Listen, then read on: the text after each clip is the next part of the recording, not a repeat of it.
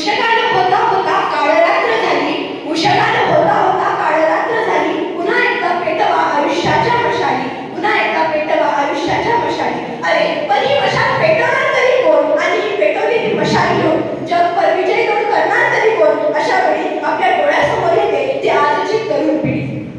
तरुण म्हणजे नेमका कोण, ज्याला नेमके जगायचे कशासाठी व मरायचे कशासाठी हे समजते तो तरुण, ज्याचे हात हे उगारण्यासाठी नसून तर ते उभारण्यासाठी आहेत. समाजातील ढोंग, बुवाबाजी, रूढी, सांप्रदायिकता याविरुद्ध जो दंड थोपटतो व नवीन जग निर्माण करण्याचा विडा उचलतो तो खरा तरुण.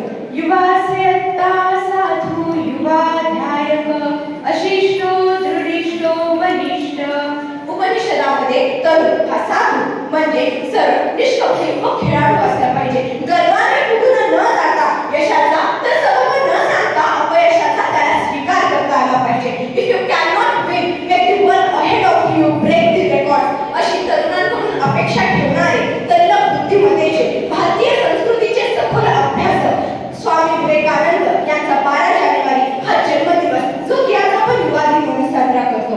मी मानसी धनाजी जाधव आज स्वामी विवेकानंद आणि आजचे तरुण आहे या विषयावर बोलणार आहे. स्वामी विवेकानंदांचे विचार आज नव्याने आत्मसात करताना त्यांनी निर्माण केलेल्या विवेकशाली मार्गाने व रचनात्मक समाज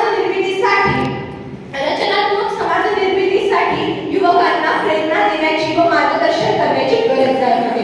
देशाचा विकास साधायचा असेल तर बदलत चाललेल्या काळामध्ये आपल्या कृतीतून व आचरणातून या विकासाला जोड देणे हीच खरी देशभक्ती. केवळ उपदेश नव्हे तर आपल्या मेहनतीने कुठलेही कार्य झेलण्याचे सामर्थ्य ठेवणारे होते स्वामी विवेकानंद. आजची तरुण पिढी नक्कीच उत्साही आहे, मग ती कोणतेही विधायक कार्य करण्यासाठी का पुढे येत नाही. आजचा तरुण हा जागरूक व ग्लोबलायझेशन बाबत सतर्क आहे, मग तो आपल्या ज्ञानाचा का उपयोग करत नाही. स्वामी विवेकानंद हे आजच्या तरुण पिढीसाठी अखंड प्रेरणा स्रोत आहे. ते म्हणतात ज्याचे स्नायू पोलादी आहेत, ज्याच्या मांसपेशी लोखंडी आहेत, ज्याची छाती सिंहाची आहे आणि सागराचा तळ असो किंवा अवकाश असो ती भेटून जाण्याची प्रबळ इच्छाशक्ती त्यांच्यामध्ये आहे, असे नचिकेतासारखे 100 तरुण मला द्या, म्हणजे मी या देशात आवश्यक ती क्रांती घडवून आणून या देशाचा कायाकल्प घडवून आणेन.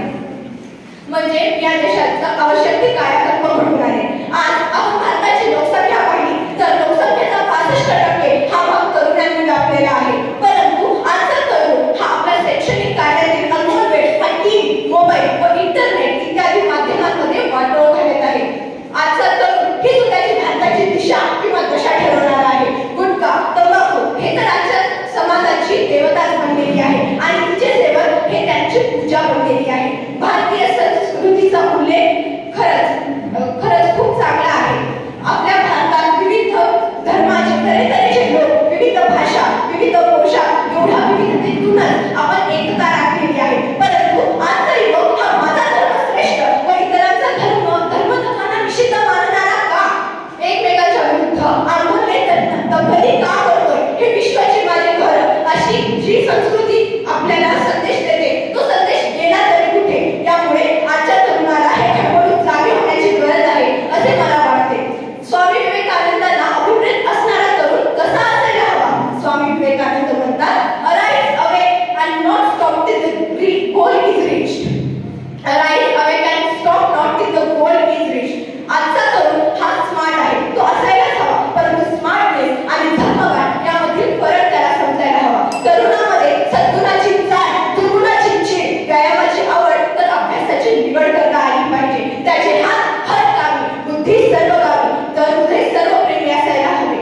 स्वामी विवेकानंद व त्यांची युवकांविषयीची तळमळ याचा अभ्यास आजच्या काळाने करायला हवा व ते नक्कीच करतील व आपल्या देशाला देशाला